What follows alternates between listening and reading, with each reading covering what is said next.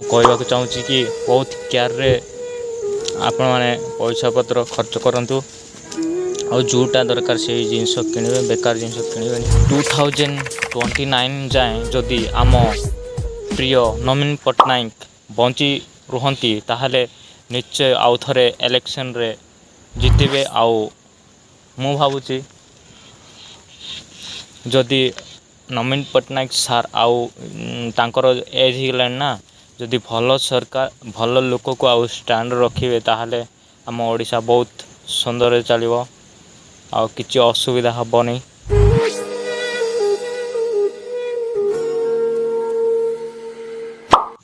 ସାଙ୍ଗମାନେ ଆପଣମାନେ ଯଦି ନବୀନ ପଟ୍ଟନାୟକ ସାର୍ଙ୍କ ପାଖ ଏରିଆରେ ଅଛନ୍ତି ଆପଣମାନଙ୍କୁ ବହୁତ ଜରୁରୀ କି ନବୀନ ପଟ୍ଟନାୟକ ସାର୍ଙ୍କୁ ବହୁତ କେୟାର ରଖନ୍ତୁ।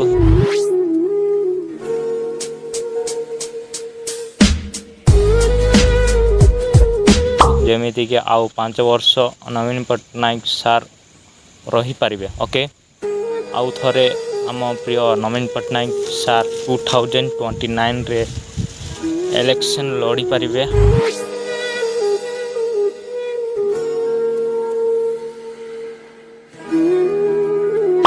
ଆଉ ଜିତିପାରିବେ ମୁଁ ଆଶା କରୁଛି। ଯଦି ନବୀନ ପଟ୍ଟନାୟକ ସାର୍ ଆଉ ଥରେ 2029ରେ ଭୋଟ ଇଲେକ୍ସନ୍ ଲଢ଼ନ୍ତି ତାହେଲେ ନିଶ୍ଚୟ ଜିତିବେ ଆଉ ଆମ ଓଡ଼ିଶା ବହୁତ ସୁନ୍ଦର ଚାଳିବ। ଆମ ଓଡ଼ିଶାରେ ବହୁତ ପ୍ରୋବ୍ଲେମ୍ ସବୁ ସଲ୍ଭ ହେବ ଆଉ କିଛି ପ୍ରୋବ୍ଲେମ୍ ହେବନି। ଆଉ ସମସ୍ତେ ମିସ୍ କରୁଛନ୍ତି ନବୀନ ପଟ୍ଟନାୟକ ସାର୍ଙ୍କୁ।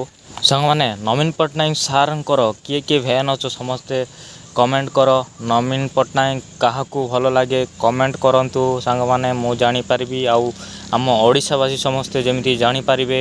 ଆଉ ଏ ଭିଡ଼ିଓକୁ ବହୁତ ମାତ୍ରାରେ ସେୟାର କରନ୍ତୁ, ଲୋକମାନେ ଯେମିତି ଜାଣିପାରିବେ। ଏହି ଭିଡ଼ିଓ ବନାଇବାର କାରଣ ଏହିକି ସାଙ୍ଗମାନେ, ଆପଣମାନଙ୍କର ଯେଉଁ ଡକ୍ୟୁମେଣ୍ଟ ଭୁଲ ଭାଲ ଥିବ ଯଦି ଆପଣମାନେ କରେକ୍ସନ୍ କରନ୍ତୁ ଆଉ ଡକ୍ୟୁମେଣ୍ଟ ସବୁ ଠିକ୍ କରିକି ରଖିଥାନ୍ତୁ।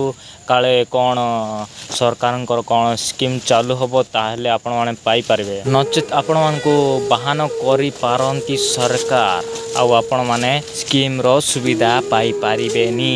ଶୀଘ୍ର ହିଁ ଏବେ ଯାଆନ୍ତୁ ଆଉ ଆପଣଙ୍କର କ'ଣ ଡକ୍ୟୁମେଣ୍ଟର ତ୍ରୁଟି ଅଛି ତାକୁ ସୁଧାରନ୍ତୁ, କରେକ୍ସନ୍ କରନ୍ତୁ। ଯଦି କରେକ୍ସନ୍ କରି ଜାଣିନାହାନ୍ତି କେଉଁଠି ଯିବି କ'ଣ କରିବି ଭାବୁଥିବେ ତାହେଲେ ଗାଁର ଜାଣିଥିବା ଲୋକମାନଙ୍କ ସହ ଯୋଗାଯୋଗ କରନ୍ତୁ ଆଉ କରେକ୍ସନ୍ କରନ୍ତୁ।